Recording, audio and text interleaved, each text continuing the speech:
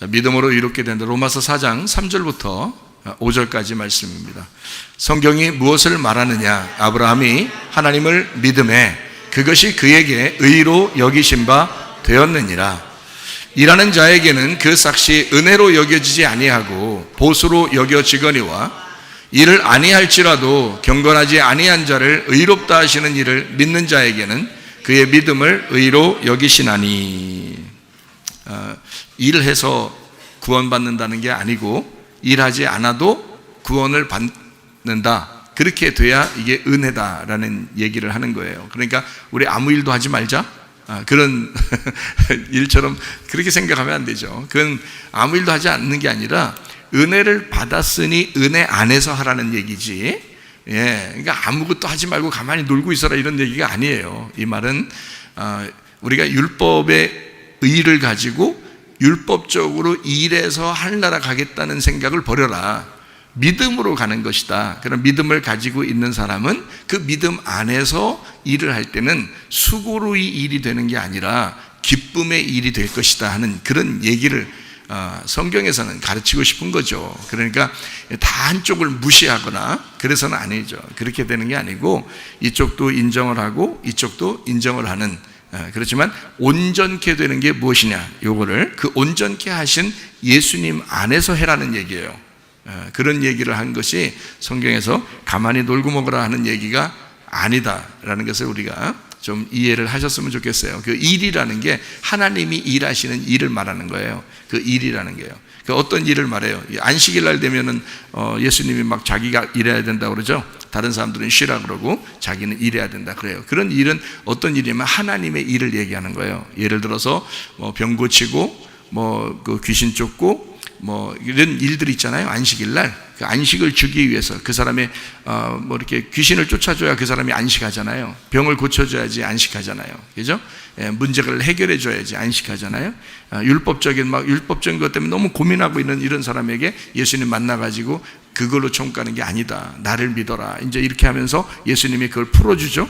그래서 그런 걸 이렇게 억압되어 있던 거를 풀어주는 그런 것이 안식이라 그러잖아요. 그 주인이 예수님이라 그러는 거죠. 그러니까 예수님이 일하는 거다 이런 얘기예요. 그러니까 성경의 일은 막 노동해서 이런 일을 말하는 게 아니고, 그게 아니고 율법적인 상태로 하나님을 믿는 거, 이런 걸 일이라고 그러는 거예요. 율법적인 일. 요거는 누가 와서 해결해 줘야 되냐면 예수님이 해결해 주셔야 된단 말이에요.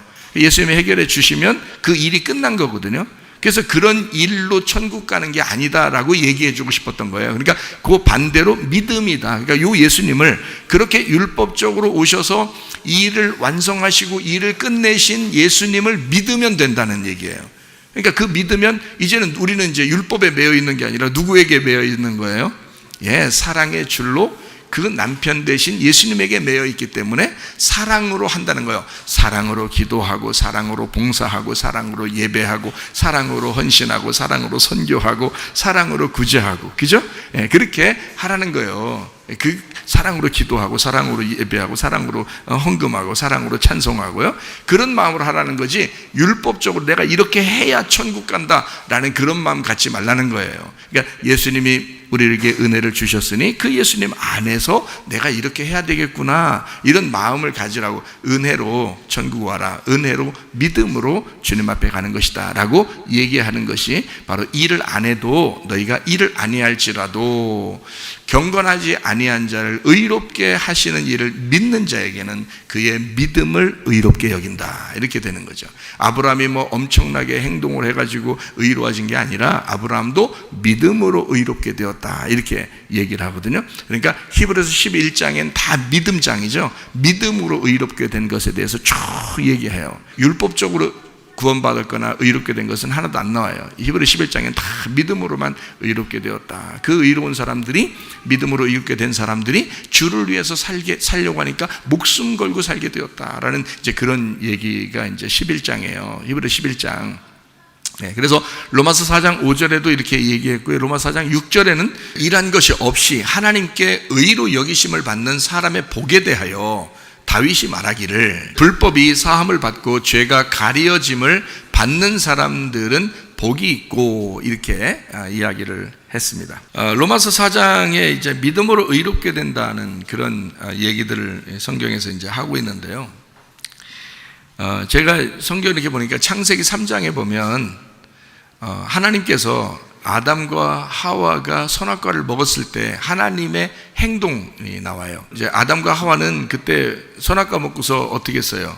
너무 부끄러워서 무화과 나뭇잎으로 이렇게 자기를 가리었죠. 그랬더니 그렇게 해서 하나님 앞에 나오는 게 아니다라고 하나님은 이제 아담과 하와를 불렀어요. 아담아 어딨냐 했을 때 막 화내면서 부른 건 아니라 그러겠죠. 그러니까 우리나라 글씨로만 보면은 어떻게 불렀는지를 몰라요. 뭐 화내서 불렀는지 막 이렇게 부드럽게 불렀는지 모르지만 우리는 이제 하나님 마음을 알잖아요. 그거 안 불러도 되죠. 근데 일부러 불렀다는 얘기는 자기가 이제 사랑하니까 부르는 거예요. 그러니까 내가 너희들이 그렇게 죄 진 거 알지만, 나를 거역한 거 알지만 내가 너를 다시 부를 거야, 내가 너를 다 용서해 줄 거야 라고 해서 부른 거지, 그거를 막 혼내려고 부르는 거 같지는 않잖아요. 그죠? 일부러 다시 불렀을 때는 혼내려고 부모가 자식을 그렇게 부르는 게 아니고 아담아 어딨냐, 이제 안타까워서 그렇게 부르는 그런 모습이에요. 아담아 어디 있느냐 이렇게.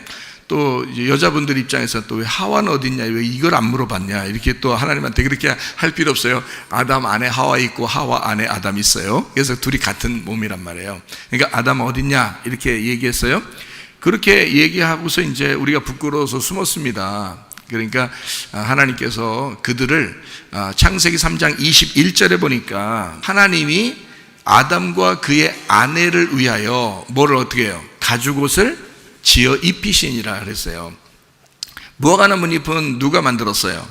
자기들이 만들어서 입은 거거든요. 이제 이걸 영적으로 보면 이제 자기의 지식으로, 자기의 그 노력으로, 자기의 율법으로, 자기의 그 의로움으로 이제 가려보려고 했던 거죠, 죄를. 그러나 하나님은 그거로 너희의 노력으로 가릴 수 있는 게 아니다. 가인이 뭐 농사져서 하나님 앞에 예배 드리려고 했던 것처럼 그렇게 너희들 노력해가지고 그렇게 하나님 앞에 예배 드리고 그러는 게 아니라 어린 양을 드리면 되는 거야. 어린 양 되신 예수님이 오셔서 너희를 대신해 죽으시면 그 어린 양을 가지고 오면 돼, 이런 얘기예요. 그렇죠? 그러니까 이것도 마찬가지죠. 가죽옷도 어떤 동물을 잡아서 이제 주신 거예요. 그러면서 가죽옷을 입혀주시는 거예요. 이게 은혜라 그러는 겁니다. 그러니까 율법으로는 자기가 뭔가 만들어서 자기를 가려보려고 하는 걸 이제 율법이라고 그런다면요, 은혜는 누군가가 입혀주는 거예요. 그러니까 가죽옷을 입혀줬잖아요. 하나님이 입혀준 거예요. 하나님이 뭐 손이 이렇게 나와가지고 만들어가지고 입혀줬는지 모르겠지만 하여튼 입혀주셨어요, 가죽옷을. 그렇게 성경에 나오잖아요. 하나님의 사랑을 말하는 겁니다. 선악과를 먹은 인간에게 아주 벌을 내려도 마땅한데 가죽옷을 지어서 이렇게 하나님이 돌아오셨다. 하나님의 그 마음을, 그러니까 하나님의 마음을 인간들에게 자기의 사랑의 마음을 보여주셨다는 거죠. 그게 은혜라고 그러는 거예요. 그러니까 성경 창세기에서부터 이미 하나님은 인간은 죄를 짓는 거고 하나님은 우리에게 은혜를 베푸시는 분이었다라는 것을 계속 이야기해 주고 있는 거예요. 그래서 아담과 하와가 자기 자식들한테 하나님 앞에 예배 드리려면 이렇게 해야 돼 라고 한 것을 누가 순종했냐면 아벨이 순종한 거예요. 아벨이 어린 양을 드렸잖아요. 만약에 가인이 순종하려면 어떻게 하면 될까요? 가인이 순종하려면 그 농사를 지은 걸 드리려면 소금이 있어야 되니까 소금을 갖다 같이 드리든지, 아니면 아벨한테 양 한 마리 달라면 되는 거야. 그렇잖아요? 아벨한테 양 한 마리 좀 달라고 하면 안 주겠냐고. 그때 형제가 둘밖에 없는데 생각해 보시라고요. 그러니까 아벨한테, 야, 형이 예배를 드려야 되겠는데 양으로 드려야 되는 거 우리 아버지가 얘기했잖아. 그러니까 그때 선악과 먹고 고생하셨는데 하나님이 가죽옷 입혀주셔서 은혜를 받았잖아. 그래서 그거로 하나님 앞에 나아가려고 예배를 드려야 되는데 형이 농사를 졌잖아. 그러니까 내가 쌀 몇 가마니 줄 테니까 양 한 마리 줘라. 그러면 누가 동생이 안 주겠냐고요. 생각해 보세요. 그러면 예배가 둘 다 성공하는 거예요. 그죠? 그런데 그렇게 하지 않았어요. 성경은 또 그렇게 하지 않은 걸 또 기록을 해놨어요. 둘 다 어린 양으로 드렸더라 하면 참 좋았을 텐데 그 안 한 걸 또 이렇게 딱 써놨어요. 성경은 이제 그걸 써놓으면서 뭐를 규칙적으로 딱 해놓냐면 형과 동생에 대한 이야기를 이제 성경에서 써놓은 거예요. 그래서 형은 율법을 얘기하는 거고 동생은 은혜를 얘기하는 그런 이제 규정한 이게 딱 정해놓고서 법칙을 쭉 이렇게 써놓은 게 성경입니다. 이게 여러분과 제가 형처럼 하나님 앞에 나가는 게 아니고 내가 노력해서 농사져서 나가는 게 아니라 하나님의 어린 양으로 나가야 된다. 그걸 예배라고 그러고 그 은혜를 받았다 이렇게 얘기하는 것입니다. 하나님이 우리를 찾으실 때는 뭔가 하나님께서 뭔가 주고 싶어서 찾는 거죠. 예. 그러니까 축복을 받으려면 말이에요. 하나님께서 우리를 찾으시는 그 시점이 있는데 그거를 발견하면 되는 거예요. 그러니까 노아도 마찬가지였죠. 노아도 하나님의 눈에서 은혜를 발견했더라 그랬거든요. 노아가. 그러니까 은혜를 받았더라 하는데 그 은혜를 발견했는데 그 시대에는 하나님께서 다 진노를 내리셔야만 했던 그런 시대란 말이에요. 노아 시대에 다 막 죄가 너무 많으니까 다 모든 사람이 죄를 지니까 하나님이 이걸 다 멸망시켜야 되겠다 했는데 노아만 뭘 발견한 거예요? 여호와의 눈에서 여호와의 은혜를 발견한 거예요. 하나님의 은혜를 발견한 거예요. 노아만. 자, 이 시대 지금 여러분 보세요. 세상이 얼마나 험난합니까? 지금 마지막 때를 가고 있는 시대예요.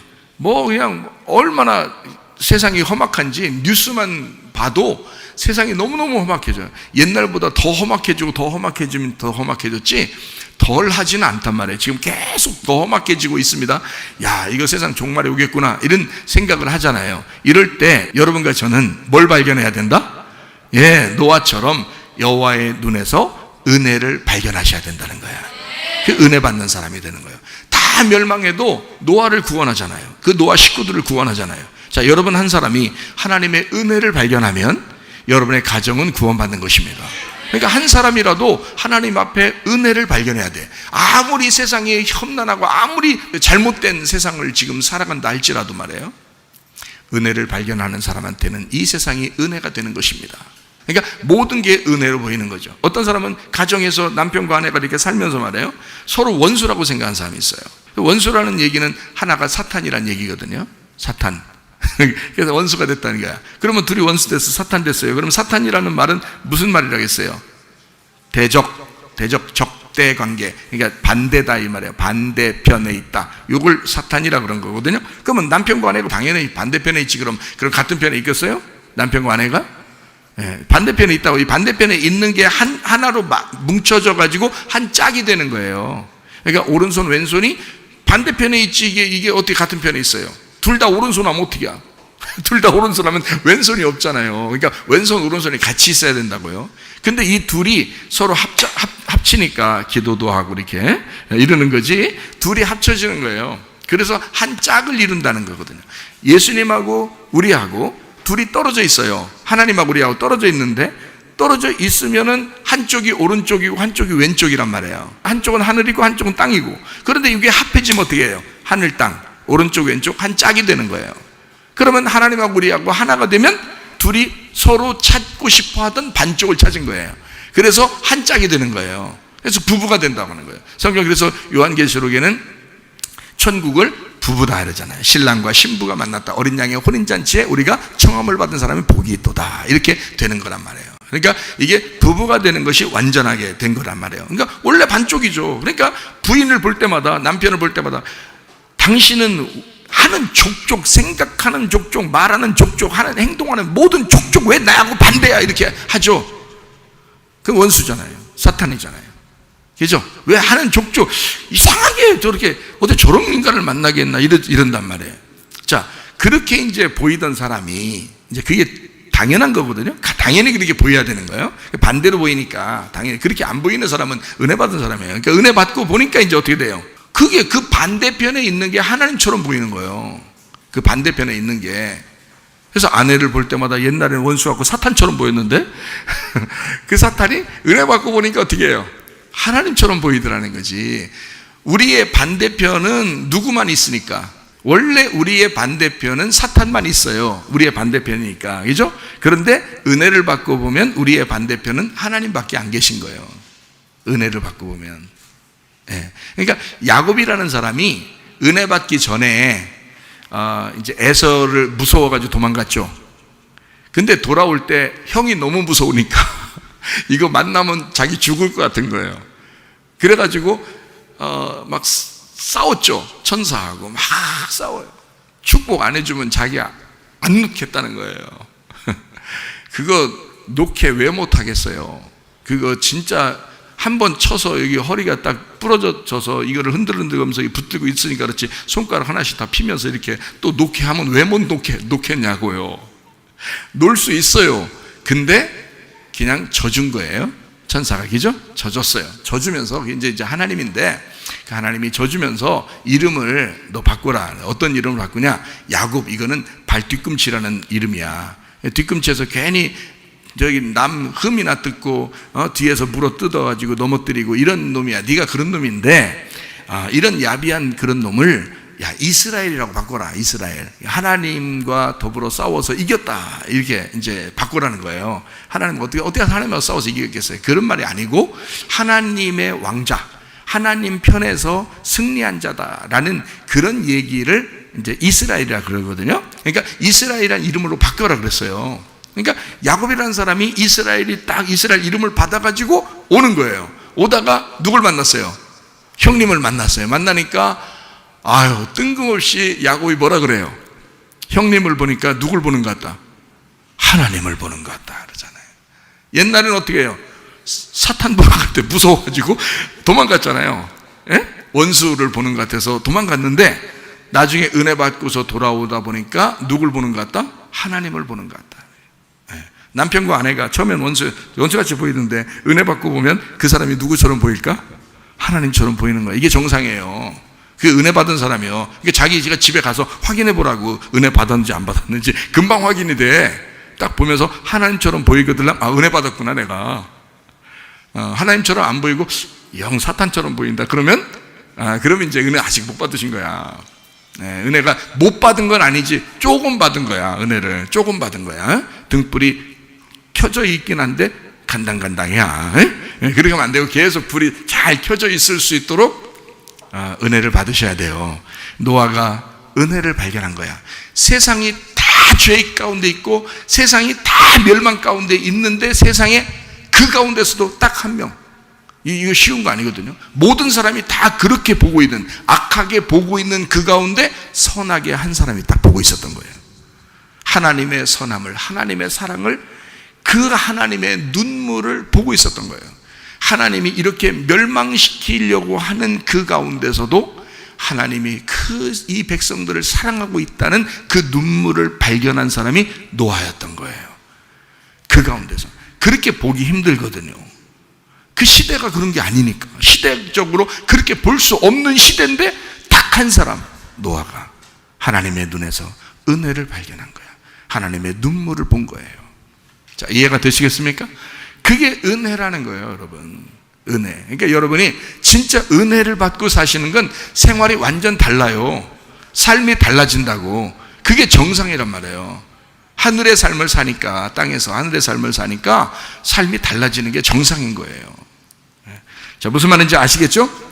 자, 창세기 27장의 말씀에 보니까 이삭과 야곱의 어떤 관계가 나와요. 근데 리브가가 중간에 있는데 그 리브가 어머니가 아들에 대해서 야곱한테 축복을 네가 가서 받아라. 이삭이 축복 준다 그러니까 이삭이 축복이니까 야곱아 너 축복 가서 받아라 라고 할 때 그 저주는 누구한테 돌리라는 거예요? 자기한테 돌리라는 거예요. 이 야곱이 누구 말 잘 들은 사람이에요? 엄마 말 잘 들은 사람이에요. 야곱이요. 에서는 누구 말 잘 듣는 사람이요? 아무 말도 잘 안 듣는 사람이요. 그냥 아버지 말도 좀 들었는데 언제 들었냐면 야 복 준다 그러니까 사냥해 오라니까 나가서 그거 하나 가져오는 거예요. 근데 원래 평상시에는 그냥 맨 사냥하고 돌아다니고 이렇게 다녔던 사람이 에서가요. 근데 이제 야곱은 맨날 집에만 있었거든요. 그 집이 어느 집이겠어요? 이삭과 리브가가 있는 집이 뭐겠어요? 교회예요. 교회. 성전이라고요. 거기가. 그러니까 야곱이 늘 어머니 말씀을 듣고 집에 있었다라고 하는 얘기는 어디에 있었다는 얘기예요? 늘 성전에 있었다는 얘기예요. 그러니까 하나님은 야곱이 뭐 엄청나게 잘해서 축복해 주는 게 아니라 그냥 성전에 있었던 사람이기 때문에 복을 내려 주시는 거예요. 야곱을. 그리고 둘째 아들이고 쌍둥이인데 둘째 아들인 거예요. 그러니까 두 번째 오신 아담이 되는 거예요. 이 사람이 야곱이 뭐 착하든 안 착하든 그건 상관없어요. 이삭 보세요. 이삭이 알았어요, 몰랐어요? 자, 27장 14절부터 17절 쭉 이렇게 보면요, 별미도 어머니가 다 만들어줘요. 야곱한테 별미도. 그리고 계속 보면은 이삭이라는 사람이 나이가 먹어서 눈이 잘 안 보이니까 야곱을 이제 목소리를 들어보면 야곱인 거야. 근데 몸을 만져보니까 에서인 거예요. 그래서 축복해 줬다고 그랬거든요. 그러면 왜 에서니까 축복해 준다고 이삭이 그랬을까요? 생각을 해보세요. 리브가가 맏아들 에서의 좋은 의복을 가져다가 작은 아들 야곱에게 입히고, 그러니까 옷 입으면 냄새 나잖아요. 누가 입은 건지 금방 알거든요. 에서라는 털 사람, 붉은 사람, 아담 같은 이런 거거든요. 에서, 에돔, 아담 같은 게 어원이에요. 그게. 그래서 에서는 첫 번째 아담을 말해요. 땅에서 나온 사람이란 얘기예요. 그게. 그러니까 야곱은 발꿈치를 얘기하고요.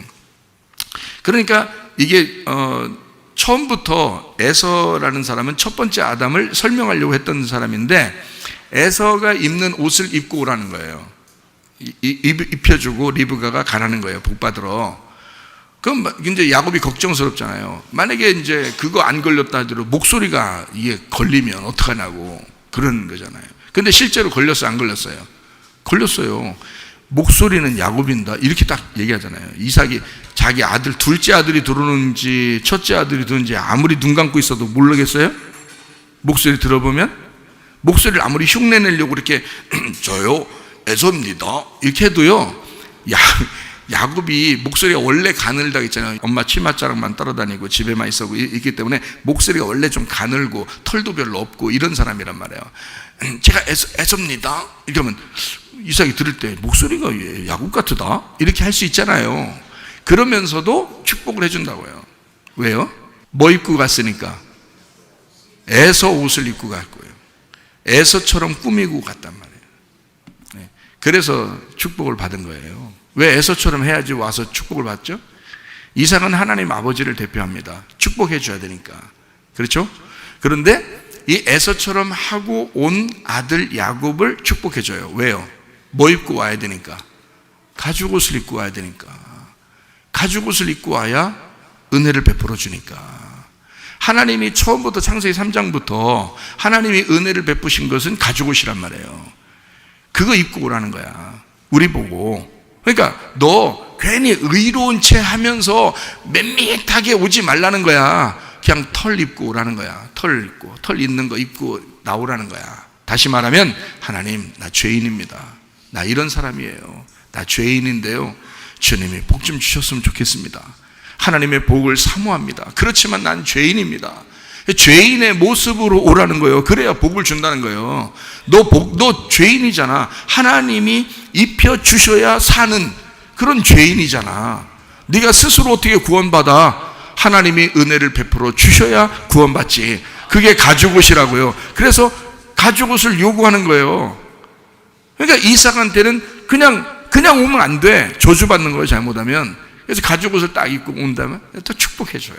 야곱인 줄 알면서 축복해줘요. 왜요? 눈 감고 축복해주는 거야. 그러니까 하나님이 우리를 진짜 복 내려주시는 건 여러분이 잘나서 복 내려주시는 게 아니라 여러분을 눈 감고 복 내려주시는 거예요. 누구 때문에요? 우리를 위해서 죄인으로 대신 죽으신 예수님 때문에. 그 예수님 때문에 우리를 눈 감고 축복해 주시는 거라 이거야. 그게 야곱에게 복을 내려주는 이삭의 장면이라고요. 이해가 되겠어요? 야곱이라는 사람 뭐 의심 많고 말 되게 안 듣고 그랬던 사람이에요. 자기 혼자 생각 많이 하고 그랬던 사람이에요. 부인 얻을 때도 라헬 좋다고 딱 눈에 보이는 거, 그러면 눈에 보일 때 그 여자가 이쁘면 야곱 입장에서는 뭐라고 기도해야 돼요? 하나님, 이 여자가 내 여자입니까? 이걸 물어봤어야 될 거 아니에요. 안 물어보고 무조건 이 여자는 내 여자야 이렇게 하고서 결혼하려고 생각했단 말이에요. 근데 하나님은 그게 아니야. 야, 레아를 내가 준비시켜놨어. 레아를 집에다 딱 준비시켜놨어. 네 부인으로 준비시켜놨는데 이 야곱은 우물가에서 라헬을 먼저 만났단 말이에요. 그래가지고 라헬을 막 사모했다. 그건 자기의 사모함이죠. 하나님의 사모함은 레아에게 있었다는 거예요. 그러니까 하나님이 이거를 바꿔놓잖아요. 결혼식 날 바꿔놓는다. 결혼식 날 야곱의 뜻대로 되질 않아요. 그러니까 여러분 인생 살다 보면 여러분 뜻대로 안 되는 거 참 많죠.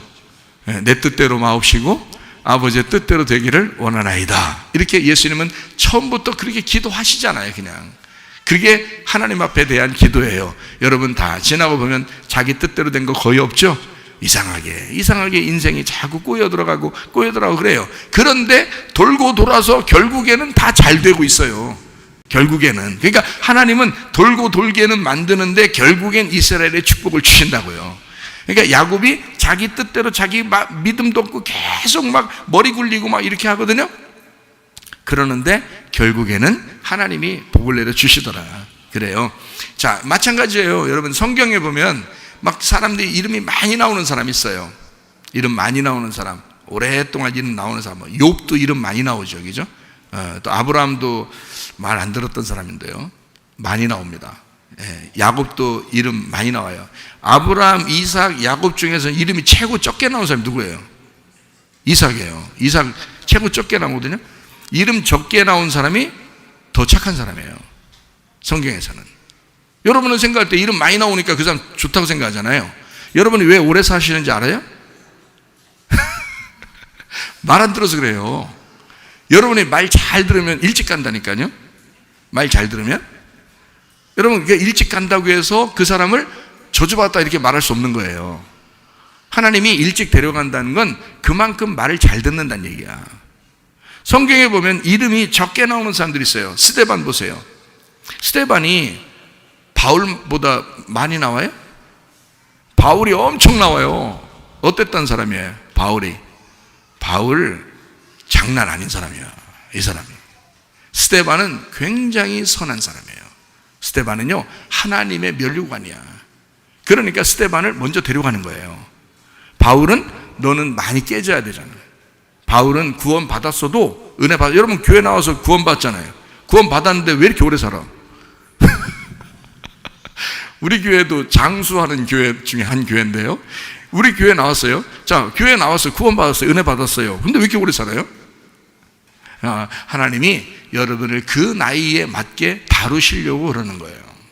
다루시려고. 바울도 은혜 받고 나서 그냥 한 번에 천국 가면 좋은데 그게 아니고 계속 살게 만들어요. 그래서 스데반의 삶을 이 바울이 대신 살도록 만들면서 바울을 깎아내서 결국 나중에 마지막 그 로마의 그 사형수로서 감옥에 들어갔을 때 그때 사람이 된다고요. 사람이.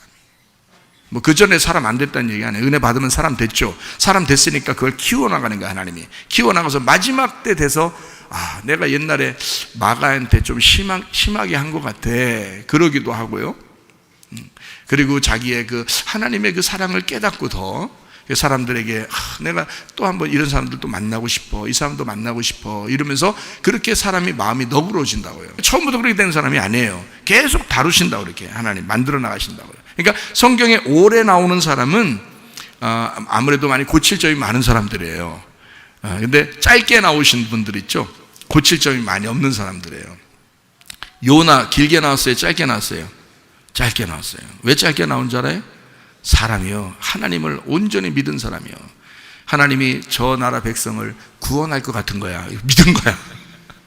이게 믿어진 거야. 저 나라 니네 백성 야 멸망한다고 가서 얘기해라 그러니까 얘기를 안 해. 왜 얘기해? 말 안 들으려고 그런 게 아니라 가서 얘기하면 다 구원할 것 같은 거야. 그래서 얘기 안 하고 있어야지, 저것들 한번 후려 때리는 것 좀 보고 싶어. 그래서 그렇게 이제 생각하고 얘기를 안 한 거지, 솔직히 그걸 얘기하면 다 구원받을 거 믿은 거예요. 이 사람이 믿고 있었어요. 그리고 바닷가에 뛰어들 때도요, 물고기가 딱 준비하고 있다가 탁 덥석 물잖아요, 그죠? 그러면 자기가 나 이제 나 선지자고 뭐고 오늘로써 내 인생 끝낸다 그러면서 그날 그냥 나 오늘 이제 물속에 나 던져, 그냥 던져. 나 오늘부터 끝내. 나 선지자고 보고 하나님하고 나 이제 관계 오늘부터 끊을 거야 하면서 던지라고 그렇게 했을까? 아니라고. 던지면 하나님이 책임질 거를 믿었다고요. 그런 사람이 요나예요. 요나. 진짜 믿음 있는 사람이에요. 요나라는 사람이. 하나님이 그래서 요나한테는요, 화 한 번도 안 내잖아요. 그 아셨어요? 성경에? 요나한테는 화 한 번도 안 내요. 우리 같으면 요나 왜 이러냐, 사람이 못 쓰겠다 이렇게 생각하면서 성경 읽겠지만, 그러나 하나님은 요나를 아주 좋아하신다고요. 요나하고 얘기를 많이 하시고요, 요나를 부드럽게 대하신단 말이에요. 요나가 인격이 많이 된 사람이에요. 스데반도 그렇고요. 그러니까 성경에 많이 나오는 사람들은 인간성이 좀 안 좋은 사람들입니다. 계속 바꿔나가요. 그래서 나중에 되면 이제 죽기 전에 이제 사람이 바뀌고요, 이렇게 되는 경우가 상당히 많아요. 이 성경에 이렇게 보면요. 그러니까 여러분도 뭐 일찍 죽었다, 뭐 이렇게 너무 잘못됐다 이렇게 생각하지 마시고, 하나님의 그 어떤 관계란 말이에요. 우리들이 하나님을 보는 관계, 하나님이 우리를 보는 관계예요. 하나님 우리를 만들어 나가시길 원하신다. 하나님 우리를 창조하셨다 그랬죠. 창세기 1장은 창조고요, 창세기 4장은 우리를 만들어 나가신다 그래요. 재창조입니다. 그러니까 하늘과 땅은 창조고요, 땅과 하늘은 만들어 가시는 재창조예요. 그러니까 창세기 1장에도 창세기 1장 1절이 하늘과 땅의 창조고요, 그러면 1장 2절부터 계속 어떻게 땅을 다시 만들어 나가는 거예요. 땅을 다시 만들어. 그게 창세기 1장에 쭉 이야기하는 거죠. 그걸 창세기 4장에 보면은 그 얘기가 나오죠. 땅과 하늘을 만들어 나가신다 이렇게. 그러니까 하나님이 만들어 나가시는 사람. 그러니까 여러분은 구원받았잖아요. 구원받고 그냥 버리는 게 아니에요. 여러분 그냥 내비두고 알아서 커 이렇게 하는 게 아니고, 계속 하나님이 성장시키시고 계속 키워나가시고 만들어 가신다고요. 그러니까 교회를 한번 왔다고 끝나는 게 아니라, 교회 와서 말씀으로 계속 양육받는다고요. 여러분을 계속 먹여주고 계속 키워주고 하는 거라고요. 하루아침에 아이가 태어나서 얼마 있다가 그냥 밥 3번 먹였더니 그냥 막 컸다? 이렇게 말하기 어렵죠. 3일 동안 먹이는 게 아니라 매일 갖다 먹여야 돼. 새끼를 하루 3번을 매일마다 먹여서 1년 지나 2년 지나 3년 지나 하면 이제 점점점 사람 돼가는 거예요, 애가요. 여러분이 구원받아 천국 생활을 하기 위해서 교회를 나왔는데 여기서 완전히 된 게 아니에요. 계속 만들어져 나가야 된다고요. 하나님의 말씀으로 여러분을 양육해 나가신다요.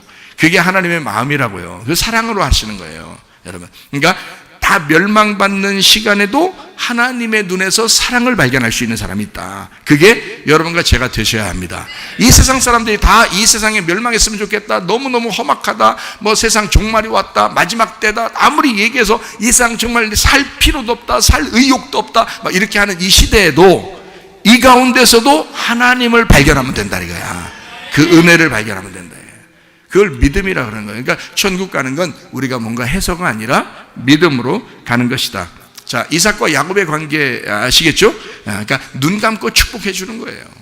아는데도 눈 감고 축복해 주는 거예요. 그게 하나님의 마음이다라는 얘기입니다. 야곱이 뭐 훌륭했겠어요? 아니에요. 형 등쳐먹고 그렇게 한 사람이 야곱이잖아요. 근데도 이삭은 그냥 야곱을 축복해 줘. 그래서 축복해서 에서가 또 뒤따라왔잖아요. 뒤따라 음식 가지고 왔어요. 아버지 축복이 있어서 아까 왔던 내가 누구냐? 알지 뭘 몰라요. 벌써 두 번째 와서 목소리는 벌써 에서입니다. 다 아는데 이렇게 하면 금방 아는데, 제가 에서입니다. 제가 저 축복 그랬더니 이삭이 나 축복 다 줘가지고 남긴 게 없는데 이래요. 아니 그냥 오면 너는 축복을 받을지어다 하면 되잖아요. 뭘 그게 없다 그래, 또 뭘 생색을 내. 한 번만 축복하면 끝나는 거예요. 아들 2명인데 그것도 사랑하는 아들이었는데 에서가. 근데 왜 그는 안 해줬을까요? 그는 왜 땅의 축복만 줬을까요? 하늘의 축복이 임하지 않도록 했을까? 왜 그랬을까? 이삭은 하나님의 약속을 알았던 거예요. 하나님의 약속. 하나님이 죄인된 인간들을 구원하고 그들에게 복을 내려 주신다고 하는 사실을 이 믿음의 조상인 이 사람들은 우리 후대에 지금 여러분과 제가 이 성경을 보면서 축복받아야 할, 죄인임에도 불구하고 축복받아야 할 하나님의 사람들임을, 그들에게 복을 줘야만 한다는 것을, 눈물을 머금고 축복을 해야 된다는 것을 자기가 약속으로 알고 있는 거예요. 그러니까 야곱을 솔직히 에서를 축복하고 싶었지만 야곱을 축복하는 거예요. 그리고 내가 야곱을 축복했기 때문에 더 이상 내가 에서를 축복할 축복이 없다라고 말하는 거예요. 이거는 하나님과의 언약을 알았기 때문에 그렇습니다. 성경을 알았기 때문에 그런 거예요. 여러분과 제가 그렇게 은혜를 받은 사람들입니다. 이렇게 야곱처럼 별거 아닌 인간들이었는데 눈 감고 축복해 주신 거예요. 그렇게 받은 것을 은혜라 그럽니다. 여러분, 우리가 어떻게 감히 우리가 하나님의 구원을 받을 수 있겠어요? 이방인들이. 그런데 하나님의 구원을 받았잖아요. 그리고 은혜를 받잖아요. 그리고 말씀을 계속해서 이렇게 공급을 받잖아요. 이건 축복입니다. 이건 은혜라고 그러는 거예요. 여러분이 노력해서 받는 게 아니고 하나님이 주고 싶어서 주는 거예요. 이 자리에만 있다면, 집 안에만 있다면, 그냥 어머니 말씀만 잘 듣는다면, 그러면 말씀의 축복을 그냥 주시겠다는 거예요. 야곱처럼. 야곱이 뭐 한 거 없잖아요. 이삭한테 뭐 잘 보인 것도 하나도 없어요. 맨날 엄마만 또 쫓아다니면서 시장 가고 뭐 같이 뭐 돌아다니고 집 안에서 놀고 집에서 요리할 때 같이 옆에서 요리나 했었고 이런 사람이었어요. 네, 그런데 복을 받았다고요. 이거는 은혜였습니다. 하나님의 은혜. 자, 누가복음 10장의 38절부터 42절까지 말씀. 그들이 길 갈 때 예수께서 한 마을에 들어가시매 마르다라 이름하는 한 여자가 자기 집으로 영접하더라. 그에게 마리아라 하는 동생이 있어 그 주의 발치에 앉아 그의 말씀을 듣더니 마르다는 준비하는 일이 많아 마음이 분주한지라 예수께 나아가 이르되 주여 내 동생이 나 혼자 일하게 두는 것을 생각하지 아니하시나이까 그를 명하사 나를 도와주라 하소서. 주께 대답하여 이르시되 마르다야 마르다야 네가 많은 일로 염려하고 근심하나 몇 가지만 하든지 혹 한 가지만이라도 컵라면이라도 좋으니 마리아는 이 좋은 편을 택하였으니 빼앗기지 아니하리라 하시니라 이랬잖아요. 자, 마르다 마리아 누가 더 좋은 사람이에요? 마르다가 훨씬 더 착하고 좋은 사람이에요. 여자가 손님이 왔는데 요리해서 밥을 먹이고 싶어가지고 그렇게 봉사하는 이 여자를 예수님이 야 마르다야 마르다야 언제 그렇게 음식 만들어야겠어 내가 이렇게 하진 않았어요. 마르다야 마르다야 그랬어요. 예수님이 진짜 사랑하는 마음으로 마르다한테 얘기한 거예요. 마르다 굉장히 좋은 사람이에요. 보통 사람 아닙니다. 굉장히 착하고 좋은 사람이었어요. 주님이 왜 그걸 모르시겠어요? 알죠. 그러나 주님이 하고 싶은 말이 있었어요.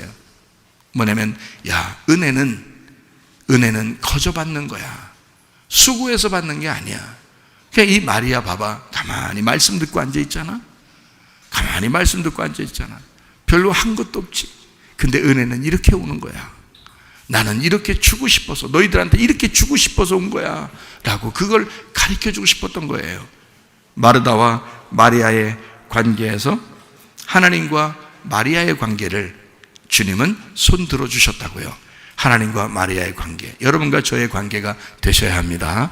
하나님께서 우리와의 관계를 말씀을 듣고 앉아있는데 내가 뭘 한 게 있나 라고 하지만 하나님은 그것을 의롭게 여기신다는 거지. 그걸 믿음으로 받아들인다. 예수님 말 잘 듣는 마리아. 야곱은 누구 말 잘 들었다겠어요? 누구 말 잘 듣고 축복받았다고? 엄마 말 잘 듣고 축복받았어요. 이 세상에서 지금 엄마가 누구요? 교회요. 그 교회 목사님이 엄마같이 계속 신령한 젖을 나눠주잖아요. 무슨 말인지 알겠어요? 말 잘 들으면 돼. 그냥 불순종하고 그러면 그 뭐가 좋아? 그렇게 불순종해서 자존심 세우고 고집 부리고 해서 교만해서 뭐가 좋은데? 성경에 하나님이 그 사람하고 싸우신다는데 언제까지 얻어터지려고 거예요? 하나님한테 목사 말 잘 듣고 교회에서 있는 어머니, 교회라는 어머니의 말을 잘 들으란 말이에요. 그러면 복 받는다고. 무슨 말인지 아시죠? 야곱이 그렇게 복 받았다고요. 다른 거 없다고요. 한 게 없어요. 그냥 그렇게 하면 된다는 거야. 마리아도 마찬가지예요. 발치에 앉아가지고 뭐 요리하고 그런 게 아니라 그냥 말씀 들은 거예요. 요리는 누가 해준 거예요? 그러니까 예수님이 해준 거야. 예수님이 자기에게 있는 말씀을 요리해서 마리아한테 준 거예요. 그러니까 율법이 뭐냐? 은혜가 뭐냐? 간단합니다. 내가 요리해서 하나님께 드리려고 하면 율법이 되는 거고, 하나님이 요리해서 우리에게 주시려고 하면 은혜가 되는 거예요. 그러니까 예수님은 마리아에게 은혜를 베푸신 거야. 예수님은 마리아에게 요리를 해서 주신 거예요. 마르다는 그걸 모르니까 율법으로 살았던 이 마르다가 예수님한테 뭐든지 드리고 싶은 거야. 마리아도 그것 좀 했으면 좋겠던 거예요. 자기 좀 도와줬으면. 근데 예수님의 생각은 달랐어요. 야, 니네가 나를 요리해 주는 게 아니고 내가 요리해서 니네 먹이는 거야. 그러니까 예수님의 말 잘 듣고 예수님이 요리한 걸 먹는 마리아가 합당한 거죠. 믿음인 거지. 그게 은혜인 거지. 무슨 말인지 아시겠죠? 예, 그러니까 하나님과의 마리아와의 관계, 우리와 하나님과의 관계가 어떤 관계냐에 따라서 율법이냐 은혜냐가 되는 거예요. 여러분은 천국에 뭔가 내가 뭐 좀 죄인인데 잘못했는데 나 천국 갈 수 있을까? 갈 수 있어요. 그러니까 가는 거예요. 그러니까 가는 거라고. 죄인이니까 가는 거예요. 죄인이라는 걸 아니까 가는 거예요. 말씀을 들을 줄 알고 거기에 순종할 줄 알고 내가 이 세상에 죄인 아닌 사람이 어디 있어요? 근데 그 죄인임을 인정하는 게 그게 천국 가는 길이라고요. 죄인임을 인정하지 않는 게 뭔지 알아요? 열심히 해보는 거예요. 그래서 자기가 이렇게 했으니까 하나님이 난 좋아하시겠지 이렇게 생각하는 거잖아요. 그건 율법이죠. 하나님은 율법으로 천국 온다고 안 했지. 나 죄인입니다. 내가 잘못했어요. 그러면 천국 가는 거예요. 네. 죄인 아닌 사람 없으니까. 이해가 되겠어요? 자, 누가복음 15장의 11절부터 32절까지의 말씀을 보면 두 아들이 나와요. 예, 형은 집 안에 있었고 이제 동생은 탕자로 밖에 나갔습니다. 그렇죠? 예, 누가 축복을 받았죠? 돌아온 탕자가 축복을 받았어요. 집 안에 있는 형이 아니고 그 형은 그냥 야 아버지 거 다 네 거잖아 하면서 그냥 뒀어요. 근데 돌아온 탕자는 자기 거 다 쓰고도 돌아오니까 또 더 이게 막 잔치도 해주고 반지도 껴주고 다 해줬다고요. 돌아온 탕자가 복을 받았다고요. 자, 돌아온 탕자 마음에는 그 다음부터 인생을 어떻게 살까? 예? 그 형은 그렇지 않아도 마음에 안 들고 기분 나쁘게 살았어요. 예? 동생한테 잘해주니까 기분이 좀 안 좋았어. 율법이니까. 율법은 항상 그렇게 생각하는 거야. 율법은 항상 그렇게 조건적으로 생각하는 거예요. 그런데 이 동생은 율법을 생각하고 싶지가 않아. 조건을 생각하고 싶지가 않아. 아버지 마음이 나를 감동시킨 거야. 아버지가 나를 무조건 사랑해 주신 거야. 조건을 내세우고 사랑해 주질 않았어. 그냥 무조건 나를 받아주신 거예요. 그렇죠? 아버지가 자기를 무조건 받아줬으니 이 동생이 그 다음부터는 어떻게 살겠냐고. 아버지를 위해서 죽도록 충성하고 싶지 않겠냐 이거야. 그래서 요한계시록에 보면 죽도록 충성하라. 그리하면 생명의 면류관을 네게 주리라 그러잖아요. 어떤 사람이 죽도록 충성할 수 있겠어요? 은혜 받은 사람이. 돌아온 탕자는요 죽도록 충성할 수 있습니다. 왜냐하면 나를 조건 없이 받아주신 아버지 때문에, 그 아버지를 위한 거라면, 아버지를 위해서라면, 내가 조건 없이 나를 받아주신 아버지를 위해서라면 나는 내 목숨까지도 아깝지 않게 생각하겠다. 죽도록 충성해야 됩니다. 돌아온 탕자만 그렇게 할 수 있는 거예요. 조건을 내세우고 평상시 살았던 사람은요 그렇게 못합니다. 항상 조건을 내세우죠. 그래서 내가 이 정도 하니까 하나님이 좋아하실걸. 그 정도 못하면요, 아이고 나 큰일 났다. 나 그 정도 나 지난번만큼 못했어. 나 이거 하나님 나 미워하면 어떡하지? 하나님이 나 이거 때리면 어떡하지? 더 늦추면 어떡하지? 하나님이 나 벌 주면 어떡하지? 이런 걱정을 한단 말이에요. 항상 하나님을 어떻게 생각했기 때문에? 조건적으로 생각했기 때문에 그렇습니다. 조건적으로 생각하던 이런 땅의 습관에서 하늘의 습관으로 무조건적인 나를 사랑하시는 하나님의 마음으로 노아가 발견했던 하나님의 눈물, 그 하나님의 사랑을, 하나님의 은혜를 발견했던 노아처럼 그렇게 되는 것이 구원이란 말이에요. 진짜 그것이 구원의 천국이라고요. 이 땅에서 우리가 살면서 천국 생활한다는 것이 그런 것입니다. 하나님의 은혜를 발견하고 하나님은 나를 정말 사랑한다는 걸 그걸 발견하게 될 때는 그 이 땅이 천국이 되는 거죠. 하나님이 천국이시니까. 근데 이 땅에서 늘 조건적으로만 하면, 조건적인 것을 처음부터 내세워가지고 그걸 먹고 그렇게 살아라고 한 자가 누구냐면 뱀입니다. 마귀예요. 사탄. 그가 우리를 계속 그렇게 조건적으로 밀어내는 거라고요. 여러분, 그렇게 살으라고. 하나님은 그렇지 않아요. 내가 가죽옷을 입혀줬지. 내가 내 아들을 죽여서 너에게 입혀준 거야. 네가 뭘 해서 그런 거 아니야. 나한테 오려면 어린 양을 드려라. 내 아들을 드려라. 그게 네가 살 길이다. 그게 예배란 말이에요. 하나님의 아들을 데리고 오라는 거 아니야. 그죠? 여러분이 드리는 헌금이요, 그게 여러분 자신이면서 어린 양 되신 예수님이라고요. 여러분이 드리는 기도요, 예수님의 이름으로 기도하라잖아요. 찬양이요, 예수님의 이름 안에서 찬양하라는 거죠. 하나님의 말씀, 그 이름을 깨달으라는 거 아니에요. 그래서 예수님의 이름을 너희의 이마에다가 써주겠다는 거 아닙니까? 그게 말씀의 생명책에 기록되는 이름이라고요. 이해가 되겠어요? 그러니까 예수를 발견하는 거예요. 그게 예배라고요. 그 하나님의 은혜가 예수님이에요. 하나님의 사랑이 예수님인 거예요. 그거를 하나님의 눈에서, 그 눈물에서 본 거예요. 노아가. 그렇게 은혜를 발견해야 된다. 이 시대가 아무리 암울해진다 하더라도 여러분과 저는 하나님의 눈에서 은혜를 발견하셔야 된다. 은혜로 천국 가는 것이니까. 마태복음 11장 28절부터 30절까지 말씀입니다. 수고하고 무거운 짐진 자들아, 다 내게로 와라. 내가 너희를 쉬게 하리라. 나는 마음이 온유하고 겸손하니 나의 멍에를 메고 내게 배워라. 그리하면 너희 마음이 쉼을 얻으리니 이는 내 멍에는 쉽고 내 짐은 가벼움이라 그랬습니다. 수고하고 무거운 짐진 자들 보고 어디로 오라는 거예요? 예수님한테 오라는 거예요. 자, 수고하고 무거운 짐진 자는 뭘 지고 있으니까? 율법을 지고 있으니까. 자, 예수님에게 오라. 자, 뭘 받으란 얘기예요? 은혜를 받아라, 그 말입니다. 자, 이해가 되시겠어요? 자, 율법에 있는 자들아, 와라. 은혜로 와라. 넘어와라는 거야. 자, 조건적으로 하나님을 생각하고 율법적으로 살아가던 사람들아, 조건을 버리고 무조건적인 하나님에게 돌아와라. 은혜적인 하나님에게, 복음적인 하나님에게 돌아와라. 이것이 구원이다. 이 얘기를 하는 거죠. 이것이 죄에서 벗어나는 길이다 라는 걸 얘기해 주는 거죠.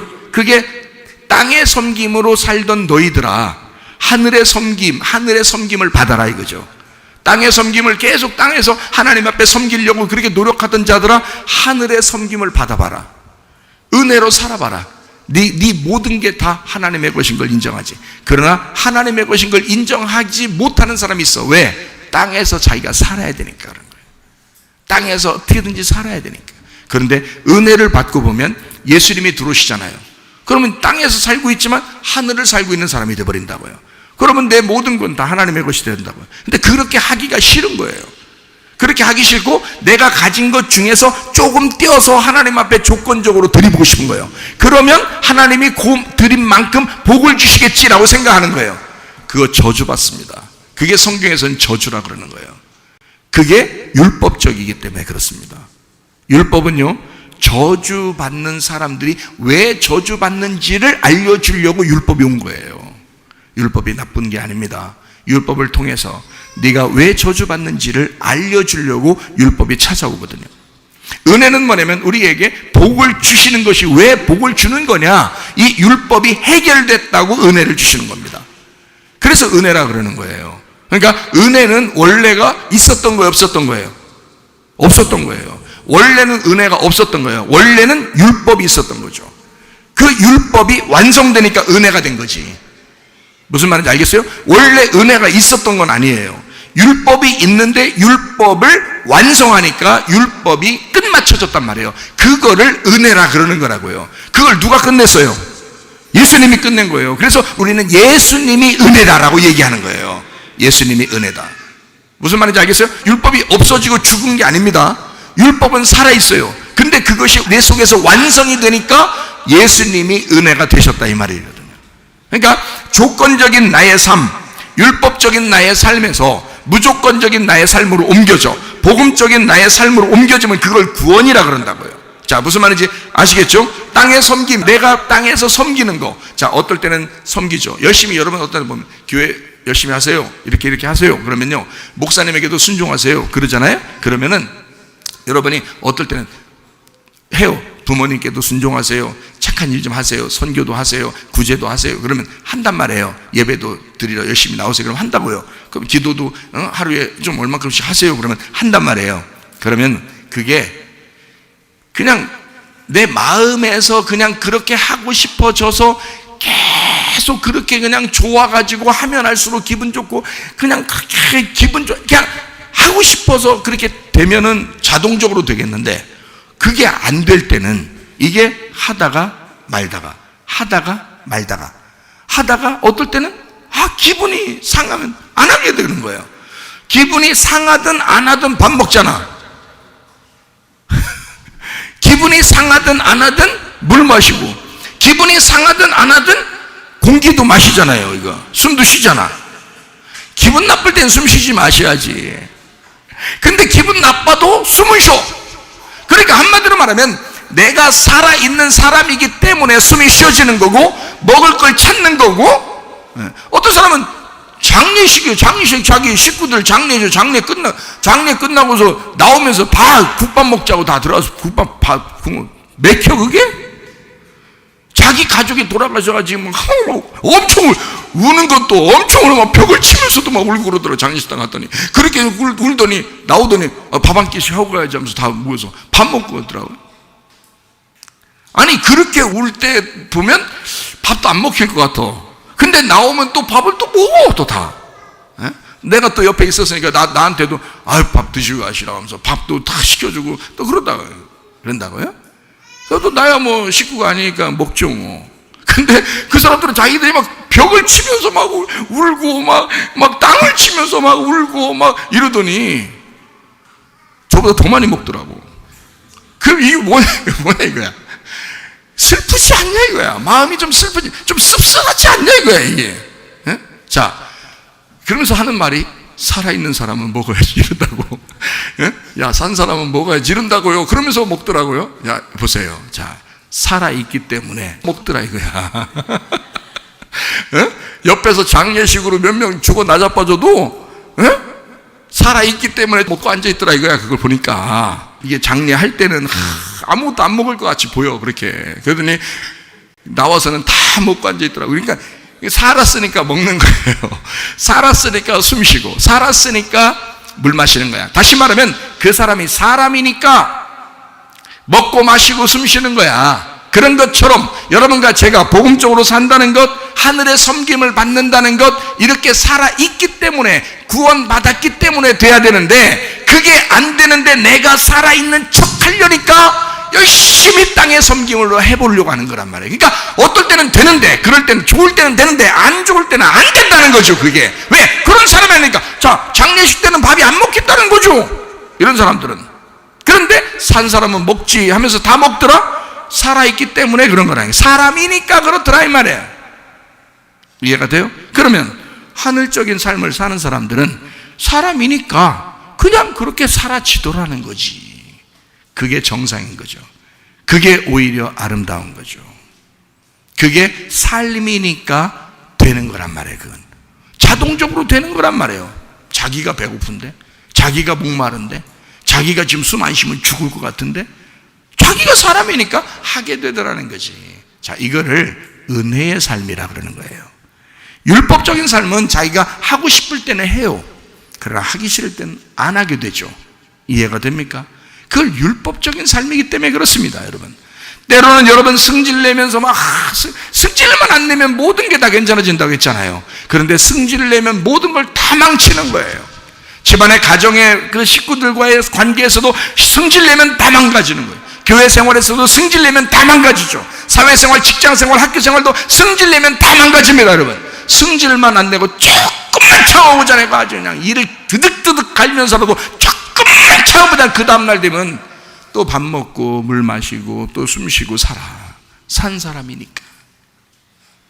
근데요, 안 참고 막 화를 확 내버려서 승질 한번 그때는 속 시원하지. 승질 냈으니까 그냥 승질을 막 냈어요. 그때는 기분 좋은데 이상하게 저녁 때 되면 잠이 안 와.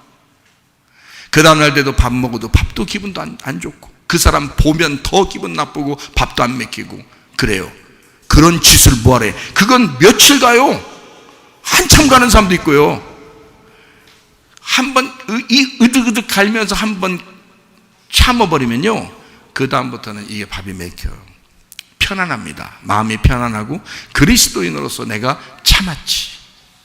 내가 승리했지.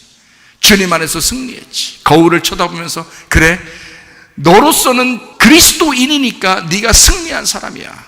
자랑스러워. 나는 너를 볼 때 참 자랑스러워. 거울 보고 얘기하는 거예요 지금. 거울 보고 나는 너를 보니까 참 자랑스러워. 넌 그리스도인답게 사는 거야. 그러지 않겠어요?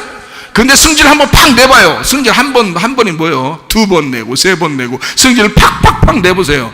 거울 보세요. 마귀가 보여. 마귀가. 그게 무슨 그리스도인이에요? 말도 안 되는 소리예요. 그렇죠?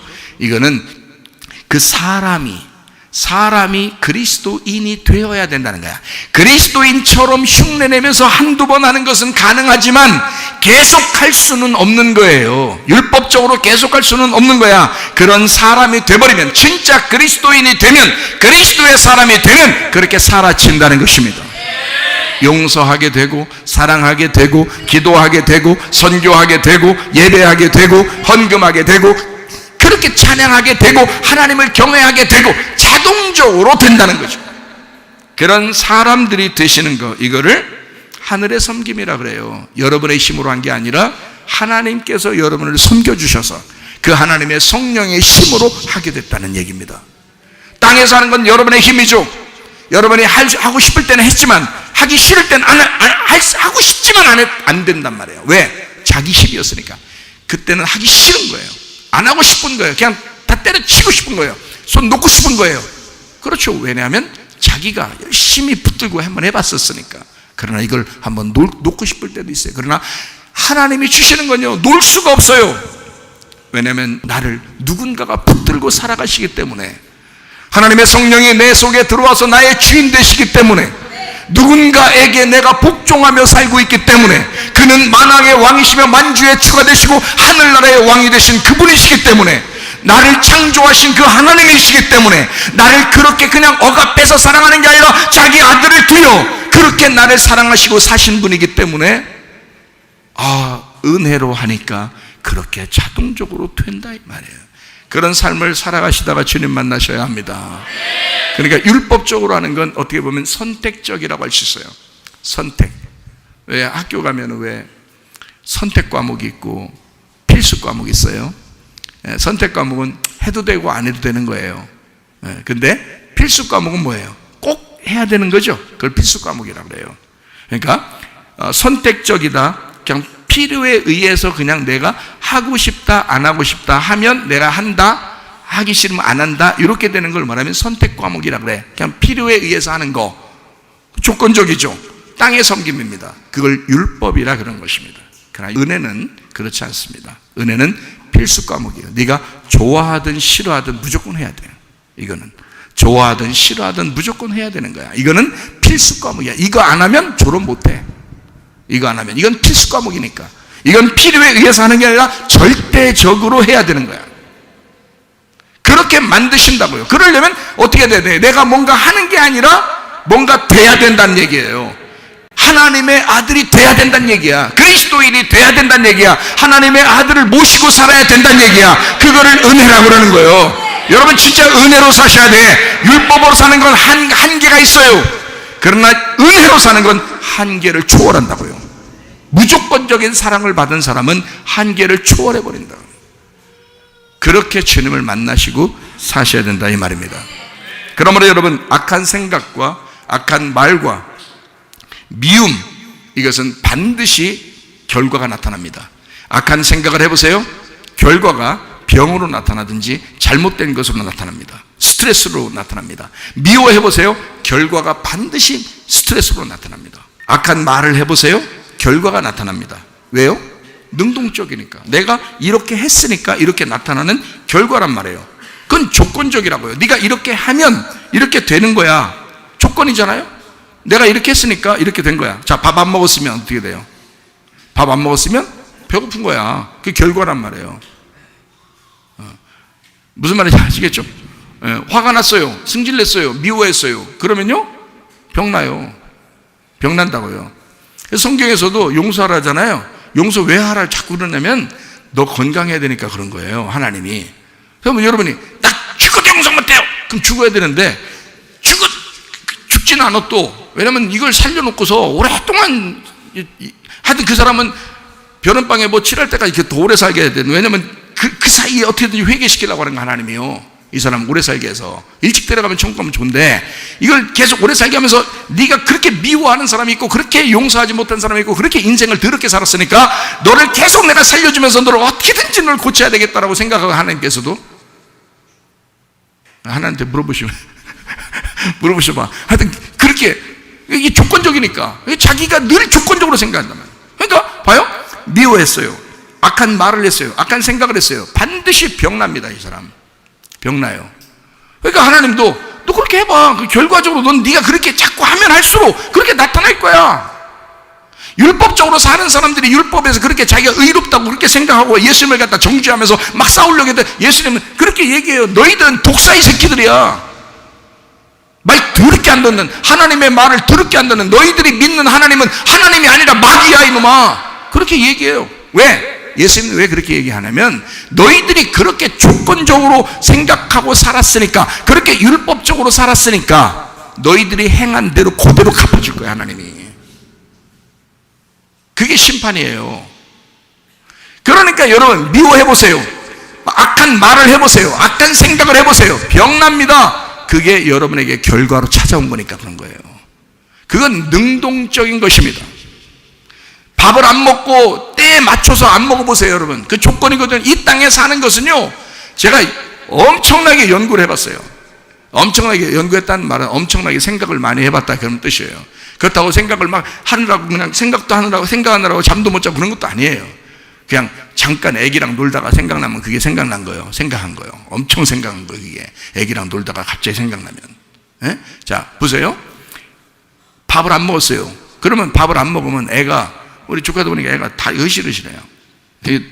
다리, 어떤 애들을 보니까 교회 와서 보니까 애들이 탁탁탁탁 벌써 막 뛰고 달리고 이러는데, 우리 집에서 밥 먹이는데 이상하게 애가 다리가 심해요. 자기 다리에 걸려서 자기가 넘어져요. 이렇게 세우면 뒤로 넘어지고, 이렇게 앞으로 가다가 자기가 걸려서 넘어지고, 이렇게 세우면 뒤로 넘어지고. 사실 조사를 쫙 해보면 어때요? 덜 먹은 거야. 이게 다른 애들은요, 먹는 걸 보니까 달라. 그냥 막 집어넣어요. 그냥 막 먹어. 자기들은 부모들은 때문에 우리 애기가 못 먹어서 참 이렇게 연약해 보여. 애들이 이런데 뭘 연약해 보여. 이런데 어떻게 요즘 잘 안 먹는 것 같아요. 야, 좀 덜 먹게 해도 되겠다. 야, 이렇게 생각하는 그런 애기들도 있어요. 근데 얘는요, 그렇게 먹이려고 그냥 우리 집사람이 쫓아다니면서 먹이려고 해도 잘 안 먹어. 지가 안 먹는데 어떡하냐고. 자, 지가 안 먹으면 어떻게 돼? 지가 병나는 겨. 지가 힘이 약해지는 거야. 이게 결과로 나타나요. 왜? 땅에서는 능동적이기 때문에 그렇습니다. 땅의 삶이라는 율법은 반드시 능동적이에요. 그러니까 내가 하는 거고 내가 한 만큼 받는 거예요. 그게 조건이라 그러는 거야. 하나님이 우리를 조건으로 사랑한다면 그게 율법적인 사랑인 거예요. 율법적인 사랑이라면, 그게 조건적이라면 여러분, 내가 한 대로 그대로 심판을 받는 것입니다. 여러분에게 하나님의 은혜가 안 들어오면, 율법이 끝나지 않으면, 여러분의 가슴에, 여러분의 마음에 하나님의 율법이 끝나지 않으면, 끝나면 은혜인데 끝나지 않으면 계속 율법이 살아있을 거란 말이에요. 그럼 그 율법이 여러분을 심판할 거라고, 여러분이 한 그대로 여러분에게 갚아줄 거란 말이에요. 여러분 미워해보세요, 악한 생각해보세요, 악한 말해보세요. 결과적으로 반드시 병이 납니다. 이게 왜냐하면 결과가 그렇기 때문에. 밥을 안 먹어보세요, 반드시 힘이 약해집니다. 이건 예언해도 돼요. 100% 맞습니다. 여러분 예언 딱 100%. 여러분 오늘 내가 예언합니다. 여러분 오늘부터 밥을 한 10일 동안 안 먹으면 힘이 빠질 것입니다. 자, 그대로 되겠어요, 안 되겠어요? 그대로 된다. 예언은 100% 적중해. 이건 무슨 말인지 알죠? 이 조건이기 때문에. 땅의 삶은 반드시 조건이기 때문에 그렇습니다.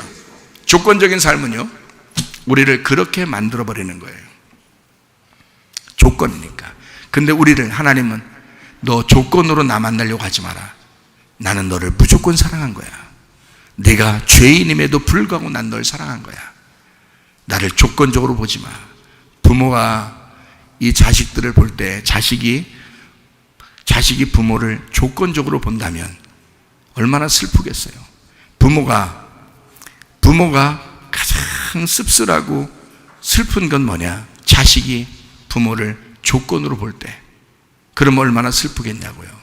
그렇죠? 그런데요, 아빠는 나를 무조건 사랑해. 이렇게 본다면 아빠가 어때요? 기분 좋겠죠. 행복하단 말이에요. 자기가 어떠한 상황임에도 불구하고 우리 아빠는 나를 사랑해. 그리고 계속 사랑할 거야. 라는 걸 그렇게 마음을 갖는다면 아빠가 그것만큼 행복한 게 어디 있을까요? 아, 내가 아빠한테 이렇게 생일 선물 지난번에 안 줘가지고 아빠가 요즘 표정이 안 좋나? 이런 식으로 막 조건적으로 보고, 내가 집안 청소 좀 잘해야 되는데 집안 청소 안 했다고 아빠가 나를 좀 이상하게 보는 거 아닌가? 싫어하는 거 아닌가? 이렇게 본다면 아빠가 얼마나 씁쓸하겠냐고요. 아빠와 딸의 관계가, 아빠와 아들의 관계가 그 정도밖에 안 되는가? 그건 안 된다. 그건 아니다. 하나님 아버지가 우리를 보실 때 그렇게 조건적으로 너희들이 나한테 와라 라고 하겠는가? 그렇지 않다. 하나님은 우리에게 무조건적으로 사랑하신다. 능동적이 아니라 수동적으로 사랑해 주신다. 그러니까 사랑해 주는 거예요. 자, 무화과나무 잎은 내가 능동적으로 만들어서 입은 거예요. 근데 가죽옷은 하나님이 입혀주신 거예요. 훨씬 더 좋은 옷을 하나님이 입혀주셨다. 그거를 은혜라. 그거는 수동적인 거예요. 내가 뭔가 해야지. 안 했는데도 나 천국 가면 이거 미안해서 어떡하지? 뭐가 미안한데요? 하나님의 아들을 죽이고 우리 보고 오라는 건데. 근데 뭐가 그렇게 미안한데요? 그 미안하게 생각하는 그 자체도 조건적인 거 아닌가? 그거 아니라고. 하나님은 그렇게 우리를 보시지 않는다고요. 상당히 수동적인 것을, 어떤 결과라도 주님이 수동적으로 해결해 주시는 거, 이거를 은혜라 그런다고요. 하나님은 여러분에게 수동적으로 찾아오실 것입니다.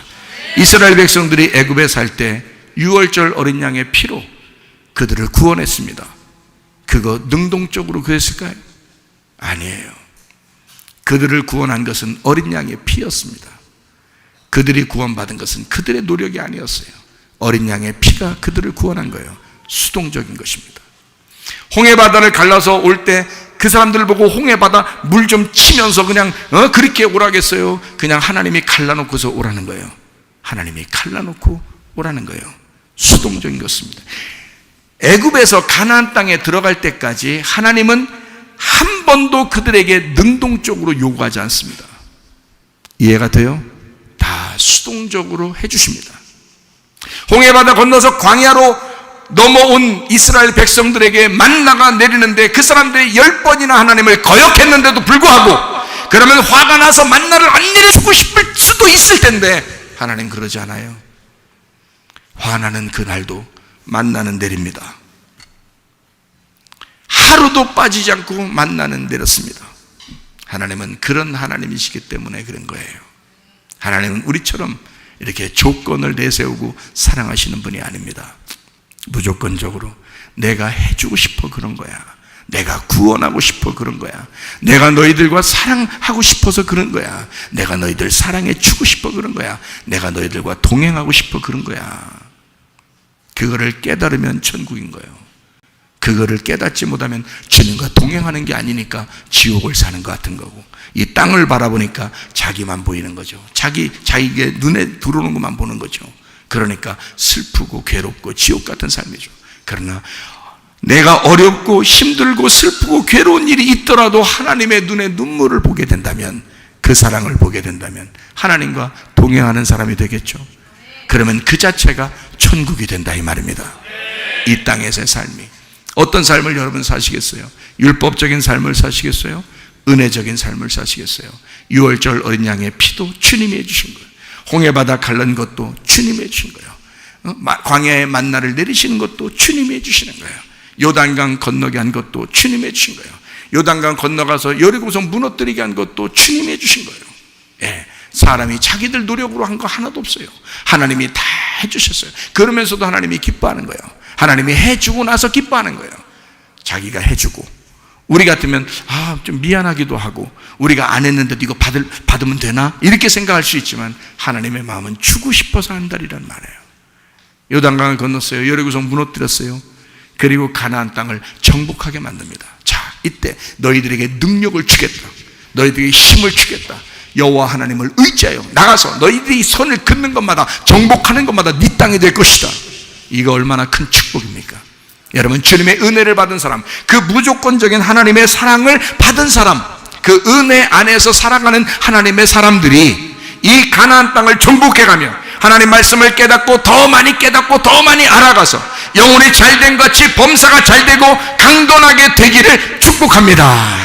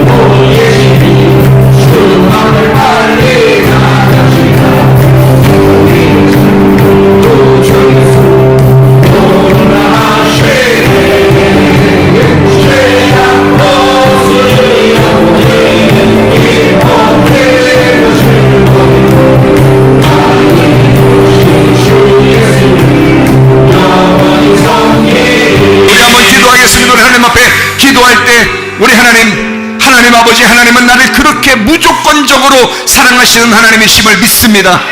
그렇게 탕자와 같은 우리들도, 탕자도 하나님이 사랑하시려고 적정하시기 때문에 사랑하셨던 것처럼 하나님, 우리도 이렇게 죄인인 가운데 죄를 깨닫고 돌아왔지만 우리 하나님께서 무작정 우리를 사랑하시겠다고 결심하셨사오니 하나님, 내 몸을 고쳐주십시오. 우리의 가정을 회복시켜 주십시오. 하나님, 내 마음을 하나님의 마음으로 바꿔 주십시오.